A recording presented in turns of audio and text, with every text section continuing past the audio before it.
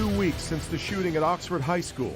Tonight, the school board hearing from parents for the first time since 4 lives were lost. We saw the signals. Somebody dropped the ball. First of all, I heard we're going to zero tolerance. I thought we already were zero tolerance. We begin tonight at 11 with Oxford schools announcing all district buildings are going to be closed the rest of this week due to yesterday's threat at the middle school. The district saying tonight many in the community expressed concerns about the threat. Other parents showed up to the first school board meeting tonight to share other concerns about the tragedy. Jason Colthorpe live at Oxford Middle School. Let me start here by asking Jason, have they decided when the high school will reopen? Well, the quick answer is no, Kim. And, you know, Oxford has been in touch with other schools and districts that have endured a tragedy like this. And what was made clear to them, that the sooner kids and teachers can get back into that school, the better. Unfortunately, it appears that their target date of January 3rd or 4th just simply isn't going to happen. What we know, based upon what we've heard, is it's important that we get our kids back in our building as soon as possible. That is our goal. And we'll give you some updates along the way as we get more information on when that date might be. The school board approved a review of the events leading up to the shooting be done by an outside firm. And we also heard about new safety measures. The headline there, no lockers and no backpacks when the students come back. I asked the board to stop victimizing our children. But not every parent is in favor of heightened security after the fact. When my 4th grader came home from school last Friday, he asked me why his school is searching him and treating him like a criminal. My 2nd grader wanted to know why the kids in his school are being punished for someone else's poor choices. Never in my 43 years did I ever expect my 8-year-old child to ask me if me sending her to school, if she was going to die. Others made it clear they do not trust this administration because of how it says Ethan Crumbly was dealt with prior to the shooting. But the fact is clear. He was told that he needed help. He was told that he needed to go home. His parents dictated that they weren't taking him. It wasn't an option. It's not an option. If they don't want to take him, the right people should have been called, period. The school board president finished that meeting by telling the group there of about 65 parents and community members, we hear you, and there will be discussions to make sure we include you in the decisions going forward. Also want to point out the superintendent declined to answer a direct question about why the school resource officer wasn't called that day to that meeting with Ethan Crumbly and his parents. Kim, back to you. A lot of questions there tonight.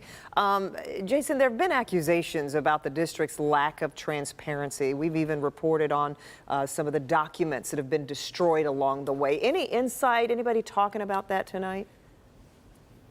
No direct answer to that, but the closest we did get was a simple reaffirmation from the school board president that they are fully cooperating with both the prosecutor and the sheriff's office, 100%. They also went out of their way to point out that any piece of evidence, any piece of paper, whatever they come across, they are directly passing on to whoever it should go to, whether it be the prosecutor's office or the sheriff's office. Yeah. Kim? All right. Certainly more to come on this. Jason, we appreciate it very much. Well, in addition to the security measures Jason mentioned, the district is also ordering clear backpacks for all students and hiring an outside firm to provide a security guard at every district building in addition to the student resource officer.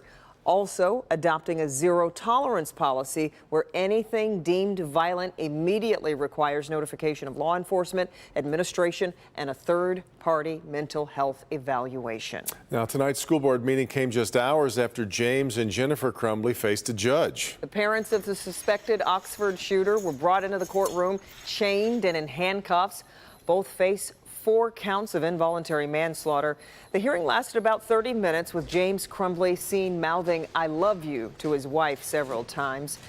They will be next in court for their preliminary exam, which won't be held until February, after prosecutor Karen McDonald asked for a delay in the case due to the large amount of evidence that still has to be reviewed. Elsewhere, a Utica school's bus driver arrested tonight for allegedly driving drunk with dozens of students on board. Sterling Heights police were called to Hall Road near Shaner around 4 p.m. after the bus went off the road, hitting a sign. There were about 30 to 40 Henry Ford High School students on board. Fortunately, no one was hurt. But when officers arrived, they said they could smell alcohol on the driver's breath. A breath test later showed her blood alcohol level to be just over the legal limit, so she was arrested and will face charges. Superintendent of Utica Community Schools released this statement tonight that reads in part, the individual is no longer operating a bus in Utica Community Schools, and there will be a thorough investigation as we closely follow all employee policies and procedures. All right, let's get you caught up on your forecast here. Cloudy and getting a little cooler. And Andrew tracking some showers moving in overnight. Andrew? And in the form of rain showers, because those temperatures are still well above freezing and will remain that way as we go through the night. And we have some rain that's off to our west already. You can see that here in Kalamazoo, Grand Rapids, basically things right on track from when you joined us at 6 o'clock. Those rain showers will continue to move slowly to the north and east. What you see here in northern Indiana will make it over southeast Michigan as we go through the overnight hours, but especially by dawn on your Wednesday. Currently, we're looking at temperatures in the low 40s and upper 30s. 39, one of the chillier spots over in Lapeer, but that's still above average. Above the average low, above the average high, and way above freezing. 42 right now in Pontiac, 42 also at Metro Airport. So when we wake up tomorrow, temperatures don't go down that much, only to around 40 degrees, or they stay in the upper 30s. But there's a better chance of that rain moving in. So although it's dry now, prepare for wet conditions at the bus stop when you wake up on Wednesday. What about Wednesday afternoon? We'll talk about the possibility of showers then, how high temperatures get, and of course your 7-day forecast in minutes. Andrew. All Inkster police knew was that a woman was trying to harm herself by driving her car into the river. With some quick thinking, they found her just as the water was going to submerge the vehicle. Mara McDonald live in Inkster tonight. Mara, those officers didn't hesitate, just jumped right into the cold Rouge River. Devin, they sure did. And after they made the save, what did they do? They came back here to the PD, changed into some dry clothes, and just went on with the rest of their shift. When a call to 911 came in saying there was a suicidal woman somewhere in Inkster threatening to kill herself by driving her car into the water, the race was on to find her, and 2 rookie Inkster officers did as her car was sinking into the lower Rouge River. It appears that she entered from the east side of the river and actually cleared the river and hit the west bank of the river, and then the vehicle was partially submerged from that point, and she survived that impact and survived that crash. Only to have her car continue the slide into the freezing water. It was just a situation where we knew that we needed to act fast. It was probably at least waist high for water. Another officer jumped in, we were able to get the passenger side door open, grabbed her from it, and I jumped in and helped push her out of the river. Then another officer stood by and helped pull her out from the ground. They got her, and at first she fought them, but with the training they've had, they calmed her and told her they understood. You really need someone, you have to relate to them, put yourself in their shoes. You have to understand that this is a bad situation for them. Typically we get called on the worst days. We don't typically get called to say happy birthday to people. So you've got to understand that people have these heightened emotions. Back here live, I asked both officers, how fast did you jump into that water? They told me that they had the presence of mind to take off their vests, but they left on things like their watches and their phones that got a little bit waterlogged. We're live in Inkster tonight. I'm Mara McDonald, Local 4. But when duty calls, amazing stuff. All right, Mara. A woman fired shots into a home twice on Detroit's west side, and there were unexpected guests inside that home. The second time she came back. It happened this afternoon on Broad Street near Joy Road. Police say the homeowner was having a domestic issue with a woman from mid-Michigan. She fired shots into the home from her car, and the homeowner called police. 3 other people were inside at the time, including a 2-year-old. When officers arrived to investigate, the woman came back and fired more shots. Police say they took cover and did not return fire.